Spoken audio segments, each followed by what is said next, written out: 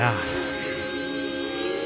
I remember when I first heard that song a couple months back, just out for a walk, and there was something about it that just grabbed me and was enlivening, especially those first few lines of the chorus. I hear Jerusalem bells are ringing, Roman cavalry choirs are singing, be my mirror, my sword and shield, my missionaries in a foreign field. And there was something about the joy of those bells are ringing and the hope of Roman cavalry choirs are singing, and about Jerusalem. You know, they had to choose that city, the biblical city of God, the place of His chosen people, the place where over centuries God made covenants with His people. I promise to be your God, and you'll be my people. The place where, just outside of town, Christ was crucified, and unarguably, the place at which the greatest revolution of all time began and will end, according to the book of Revelation. And imagining that city through this music being made new and seeing it in full celebration mode as the city of God, bells ringing in victory, and even the Roman cavalry, who were part of the executing empire that took Christ's life, would be turned and be singing in choirs at what reality really was and is. And when the Roman centurion who stood there in front of Jesus heard his cry and saw how he died, he said, surely this man was the Son of God.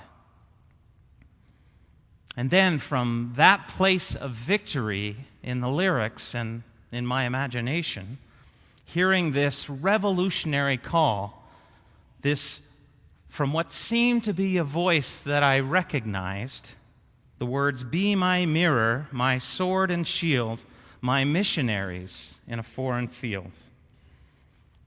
And I thought, how could I not be hearing the Spirit of God revoicing and reminding and redeeming and recalling those revolutionary words that He gave His disciples? All authority, Jesus said, in heaven and on earth has been given to me. All authority over everything, every government, every band, everything has been given to me. Therefore, go and make disciples of all nations, baptizing them in the name of the Father and the Son and of the Holy Spirit, and teaching them to obey everything I have commanded you. And surely I am with you always to the very end of the age. Be my mirror, my sword, my shield, my missionaries in a foreign field. And it took everything as I was hearing that for the first time walking down 26th Ave to not raise my hands walking down the sidewalk. But the hope and the beauty of the New Jerusalem vision, the song seemed to cause it to blossom and bloom and open up in a beautiful way in that moment. And Viva La Vida, if you've done some of the homework, you'll notice is filled with biblical imagery. And like a parable does, it does tell a deeper story and conveys a very, I think, profound truths, if you have ears to hear. Most commentators see it as a song about revolution. They tie it to the French Revolution or another Roman governor's revolution. The words Viva La Vida mean, roughly translated, the life lives, or long live the life. The life lives. Long live the life. So reading a bit about revolution in Wikipedia, and one phrase caught my attention, why revolutions happen.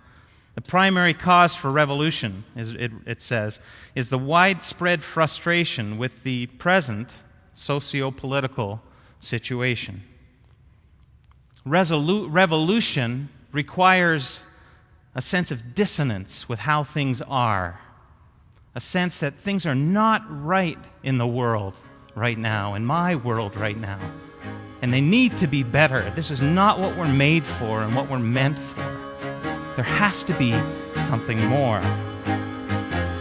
I used to rule the world, seas would rise when I gave